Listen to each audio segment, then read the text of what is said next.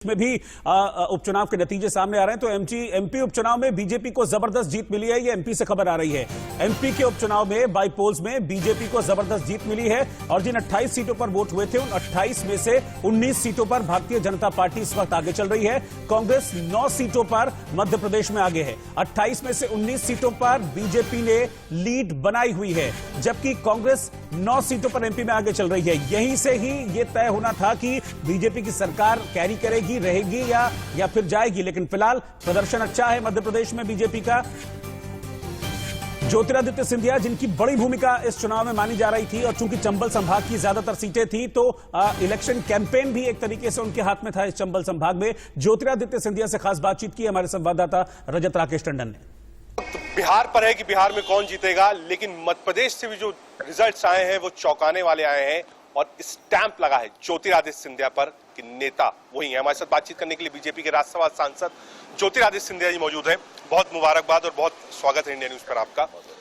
जितना कैंपेन हमने देखा वो एक कैंपेन किसी फुल फ्लेजेड इलेक्शन से कम नहीं था। 28 सीटें थी, लोग कह रहे थे अगर सीटें नहीं आएंगी तो शिवराज सिंह की कुर्सी भी जा सकती है, यानी स्टेक वाला चुनाव था। और उससे ज्यादा स्टेक जो थी वो ज्योतिरादित्य सिंधिया के नाम पर भी थी।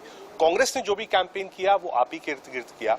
एक टफ इलेक्शन था, लेकिन 20 सीटें बीजेपी को मिल रही हैं। बड़ी उपलब्धि आप मानते हैं बीजेपी के लिए मध्य प्रदेश में? देखिए, जो जनादेश मिला है मैं मानता हूं कि प्राथमिक तौर पर देश के हमारे यशस्वी प्रधानमंत्री नरेंद्र मोदी जी, उन्हीं के साथ हमारे अध्यक्ष जेपी नड्डा जी, गृह मंत्री अमित शाह जी की जो जनहितैषी नीति पूरे देश की जनता के लिए उन्होंने बनाई है, जिसका लाभ मध्य प्रदेश की जनता को भी मिल रहा है, उसके आधार पर और उसी के साथ मध्य प्रदेश में शिवराज सिंह चौहान जी के नेतृत्व में बीडी शर्मा जी हमारे जो अध्यक्ष हैं, हमारे संगठन मंत्री सुहास भगत जी, और उसी के साथ सभी एक एक भाजपा का कार्यकर्ता है जिसने स्वतः समझा कि अपना चुनाव है, जी जान से एक एक कार्यकर्ता लगा है, श्रेय उनको जाता है।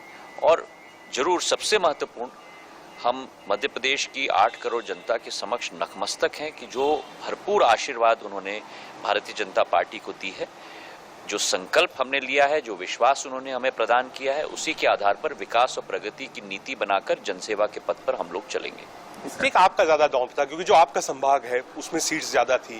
कांग्रेस ने जो कैंपेन किया वो गद्दार कह के किया कि भाई वो गद्दार हैं, पार्टी छोड़ के चले गए, सरकार गिरवा दिया, मंत्रियों से इस्तीफा करा दिया। तो बार बार कांग्रेस ने जो कैंपेन किया और जिस तरीके की टिप्पणियां हुई चुनाव में, उसके बाद जो ये रिजल्ट्स है वो सिग्नल क्या देता है कमलनाथ और दिग्विजय सिंह? स्पष्ट तो मैं ये कहूं कि मेरे लिए हर सीट महत्वपूर्ण था। मैंने 28 सीटों में मैंने प्रचार किया और मैं ये मानता हूं कि भारतीय जनता पार्टी के एक एक नेता ने अपना पूर्ण ईंधन, ऊर्जा पूर्ण रूप से लगाया, चाहे नंद कुमार चौहान जी हों, कैलाश विजयवर्गीय जी हों, हमारी पूर्व मुख्यमंत्री उमा भारती जी हों, सुमित्रा महाजन जी हों, नरेंद्र सिंह जी हों, नरोत्तम मिश्रा जी हों, भूपेंद्र सिंह जी हों, एक एक व्यक्ति ने, गोपाल भार्गव जी हों, पूर्ण मेहनत और मशक्कत लगाई हो, एक एक कार्यकर्ता ने लगाई। और मैं मानता हूं कि ये जो जनादेश आया है ये भारतीय जनता पार्टी के संयुक्त नेतृत्व के लिए आया है।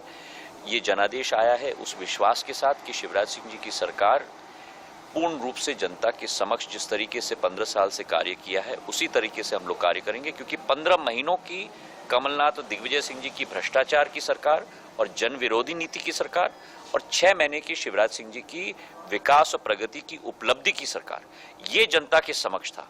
और जहां तक गद्दार का प्रश्न है, मैंने आपसे पहले भी कहा था कि गद्दार कौन है ये मध्य प्रदेश की जनता तय करेगी 3 तारीख को, और पिटारा खुलेगा 10 तारीख को। और मध्य प्रदेश की जनता ने तय कर दिया है कि मध्य प्रदेश में अगर कोई गद्दार है तो वो कमलनाथ और दिग्विजय सिंह है। ये स्पष्ट इस जनादेश के आधार पर उन्होंने तय कर दिया है। एक बातें दिल्ली में बहुत चल रही थी कि ये जो सीट्स हैं उसमें आपके बहुत करीबी लोग जो छोड़ के आए थे वो चुनाव लड़ रहे हैं, जो मिनिस्टर से वो लड़ रहे थे।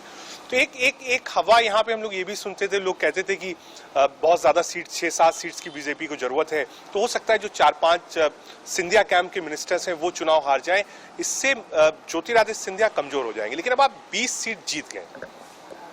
देखिए, मैं इस पार्टी के साथ ताल्लुकात तो मेरी 3 पीढ़ियों की है, लेकिन मैं स्वतः मार्च के महीने में इस पार्टी में आया हूँ